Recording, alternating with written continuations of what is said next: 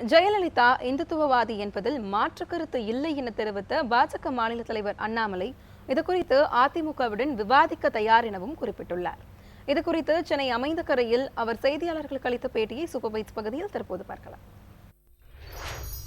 ராமர் பாலத்தை ஒரு நேஷனல் மானுமெண்டா நீங்க அறிவிங்கிறாங்க. அதுக்கப்புறம் சுப்ரீம் கோர்ட்ல ரிட் பெட்டிஷன் 2007 ஜெயலலிதா அம்மா ஃபைல் பண்றாங்க. அதில் Tuticorin port trust union of India ministry of culture Ramar சேதுவை நேஷனல் மானுமெண்ட் பாரம்பரிய சின்னமா அறிவிங்கிறாங்க. ஆனா இன்னைக்கு அசம்பிளியில் ஏடிஎம்கே அபிஷியல் ஸ்டாண்ட் என்ன? பொள்ளாச்சி ஜெயராமன் அவர்கள் சொல்றாங்க, நயினார் நாகேந்திரன் அவர்கள் பிஜேபி இதை முழுமையாக ஆதரிக்குது, அதாவது ராம் சேத்துவை பொறுத்தவரை அந்த நேஷனல் மானுமெண்ட் வரணும். ஜெயராமன் அவங்க சொல்றாங்க, இந்த ப்ராஜெக்டை நாங்கள் ஸ்டடி பண்ணுவோம், ஸ்டடி பண்ணிட்டு அதோடைய சாதக பாதகத்தை பார்த்து அதன் பிறகு முடிவெடுப்போம் அப்படி. அதாவது அம்மையார் ஜெயலலிதா அவருடைய கொள்கையிலிருந்து நான் என்ன ஆன்டி கன்வர்ஷன் லாக்குள்ள போக விரும்பல. ஜெயலலிதா அம்மா 1991 வேத பாடசாலை தமிழ்நாட்டில் உருவாக்குனாங்க. அதுக்குள்ள நான் போக விரும்பலைங்க.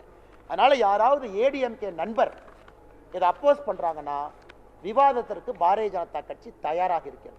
ஒரு எஸ்டிபிஐயோட நாங்கள் கூட்டணி வச்சுட்டோம் அப்படிங்கிற ஒரே ஒரு காரணத்திற்காக மாற்றி பேச வேண்டிய அவசியம் அனைத்து இந்திய அண்ணா திராவிட முன்னேற்ற கழகத்தில் இருக்குமே தவிர எங்களுக்கு இல்லை. 1993 RSS அலுவலகம் இதே சென்னையில் பயங்கரவாதிகளால் குண்டு வெடித்து தகர்க்கப்பட்ட பொழுது அதை ஜெயலலிதா அம்மையார் அவர்கள் RSS அலுவலகத்தை முழுமையாக கட்டி கொடுப்பதாக சொன்னார்கள். தமிழகத்தினுடைய RSS அதை மறுத்தது. நாங்களே மக்கள்கிட்ட பணம் வாங்கி கட்டிக்கிறோம், அரசு பணத்தில் எங்களுக்கு கட்டி கொடுக்காதீங்க. அரசு பணத்திலே ஒரு RSS அலுவலகத்தை கட்டி கொடுப்பேன், குறிப்பாக பயங்கரவாத தாக்குதலுக்கு பிறகு ஜெயலலிதா அம்மா சொன்னாங்க. இப்ப நீங்க சொல்லுங்க, நான் ஜெயலலிதா அவர்கள் இந்துத்துவவாதி என்று சொல்வதிலே என்ன தவறு? எதிர்ப்பதை மட்டுமே முழு நேர ஒரு விஷயமாக வைத்து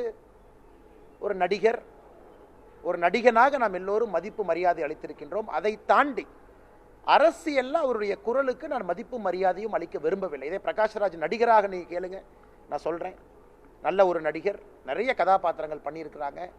அதில் தனிப்பட்ட முறையில் எந்த குற்றச்சாட்டும் நமக்கு இல்லை. அரசியல்ல ஒரு அனுபவம், அவ்வளவுதான்.